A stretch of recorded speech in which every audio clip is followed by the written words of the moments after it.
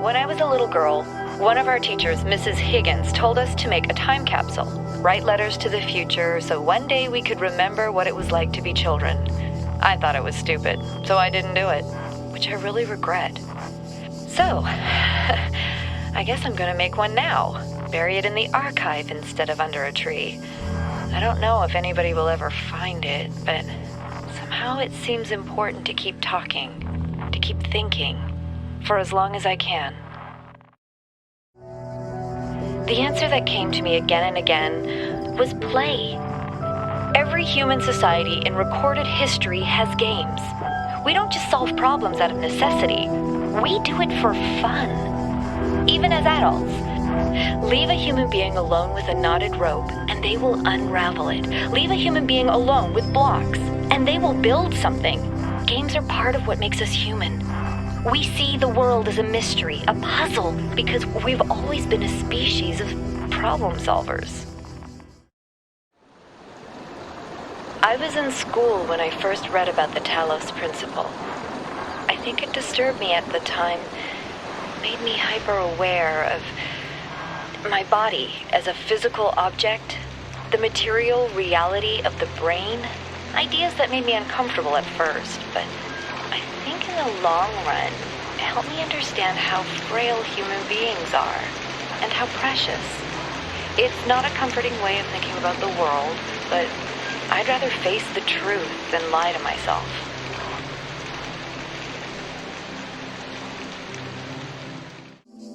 When I was in 9th grade, my parents took me to Pompeii. At first, I was amazed by the feeling of walking through an ancient city. But then I suddenly got scared. I realized that I was walking through a real place where real people had lived, people like myself, with mothers and fathers and lives and hopes and dreams.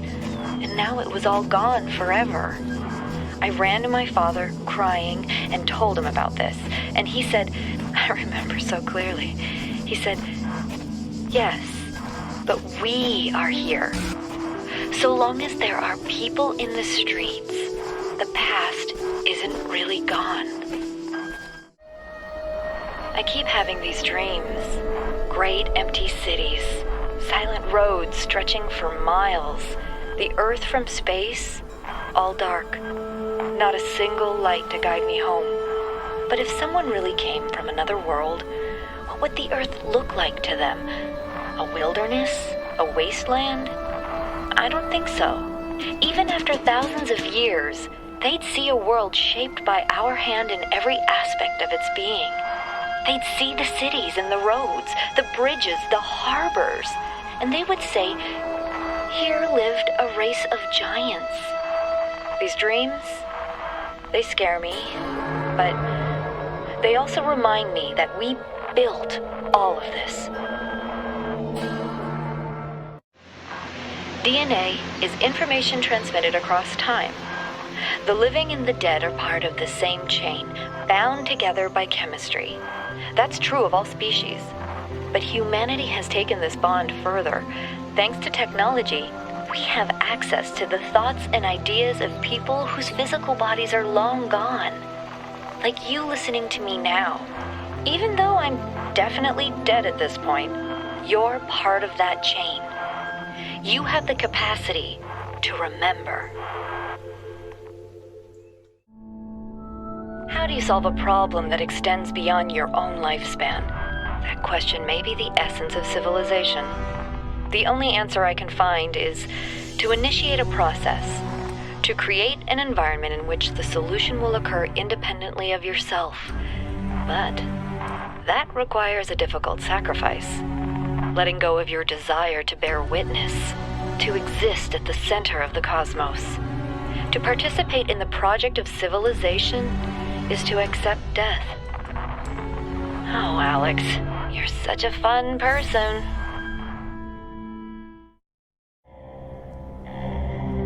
On the first night, when I knew it was over, I went out to look at the stars. And I thought, somewhere up there are the stations we built and the probes we sent out. Voyager 1 and 2, beyond the edge of our solar system, continuing their long journey through interstellar space, like memories of our ambition ambassadors who have outlived their homeland. And then I thought, if they still exist, are we really gone? If machines are an extension of the human body, then so long as they continue to function, we're still here.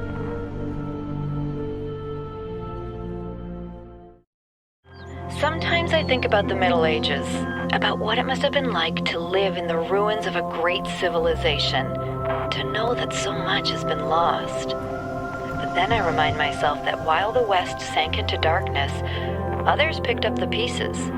That civilization always survived because the great insights of philosophy and science are not bound to any one culture or people. They belong to all of us, and one day they'll belong to you. Sometimes I worry that the answers I embrace are too simple. Can we ever truly fully understand the divide between our biology and our intellect? How much is nature? How much is nurture? If my intellectual capabilities and my knowledge were replicated in a machine, would that machine be me? Would it be human? And what would be more humbling to my ego? If the answer was yes, or if the answer was no? What if I'm making too many assumptions? But there's no time to worry about my ego now. There's work to be done.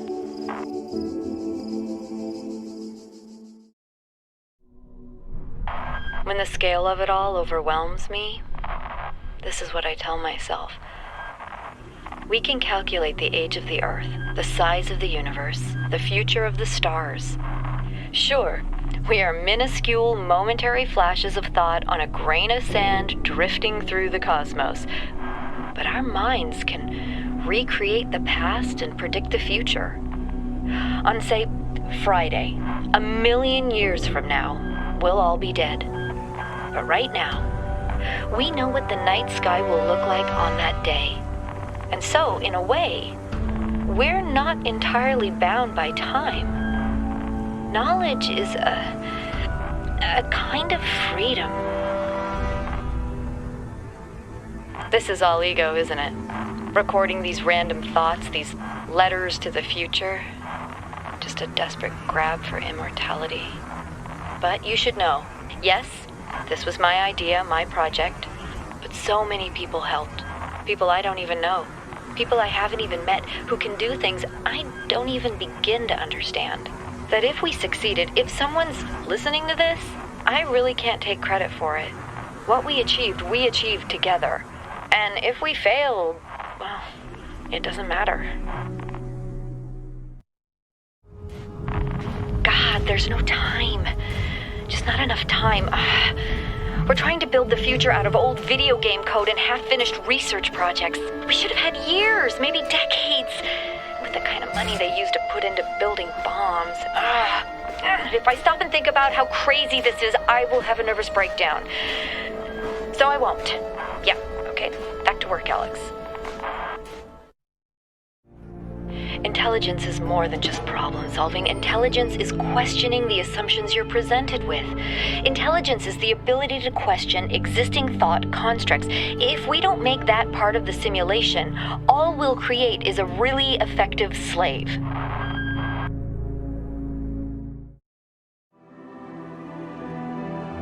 I look at this inert shape and I wonder who you're going to be.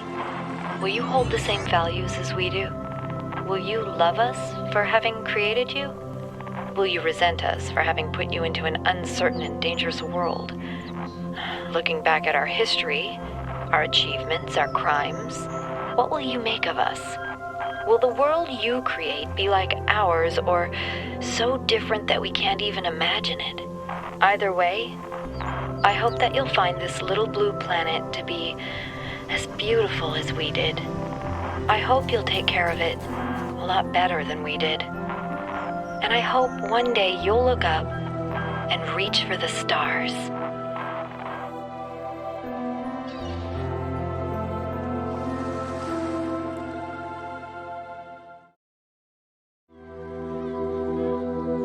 If you're looking through the archive, you may find people from my time claiming that civilization doesn't really matter, that we'd be better off dead.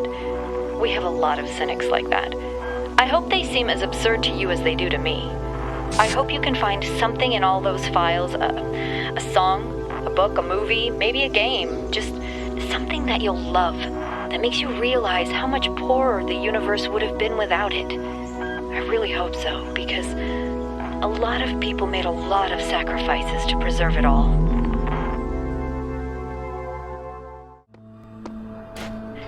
Nearly everything on this planet, from the surface of the Earth to the composition of the atmosphere itself, has been shaped by life. It's a process that takes millions of years. But we humans, with our technology, with our understanding and manipulation of systems, have changed everything in just a few centuries. I think that's also part of what makes us human. We reshape the world in our image. It's how we create ourselves and how we destroy ourselves. Is there anything that we associate more closely with intelligence than curiosity? Every intelligent species on Earth is attracted by the unknown. Our mythologies are full of riddles and mysteries and divine knowledge. Even the word apocalypse means revelation. It seems like our ancestors always imagined that even at the very end, we would solve one last mystery. My best friend died today. In the abstract, a human death is nothing, of course. An insignificant blip in a sea of billions. But the world is not abstract. Reality is always specific, painfully so.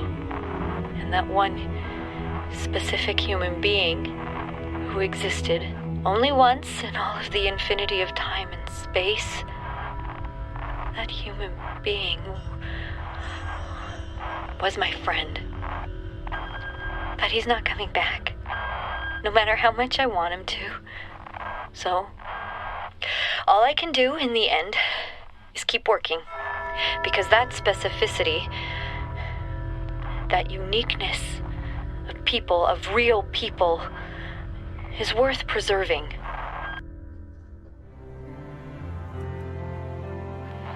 I look in the mirror sometimes and I see myself like some alien being. I think, who am I? Why do I have these eyes and those hands? Why do I see the colors that I see? Why do I think like I think? I did not choose to exist. I was created. Every single part of my body, every strand of my DNA is part of a story that stretches back billions of years. I exist only because of the choices and sacrifices made by so many others, but I don't know who they are. And what effect will my choices have on those who come after me? Maybe that's what it means to be human. Every species is part of the story, but we're the only ones who know that.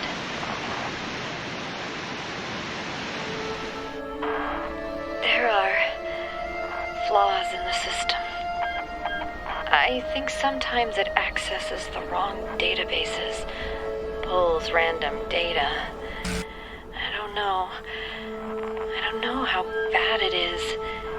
It all seems to be stable, but I can't tell what kind of impact this is going to have on the process, and I just don't have the strength to go over all of the code again. I just don't want it all to be for nothing. I spent all my time here. I didn't visit my parents. I didn't see my friends.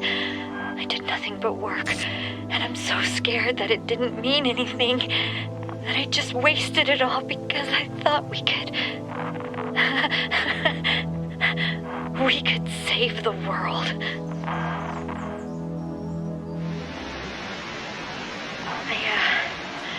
I can't keep my eyes open anymore. I think this is it. The end of me. I don't believe that I will continue to exist. I would like to think that there is a soul or spirit, some part of my consciousness that will persist. But all the evidence says that when my brain dies, I will be gone. I've lived my life never turning away from the truth, even if it scares me. And I can face this, face my own end, and say with absolute conviction that it was good to be human.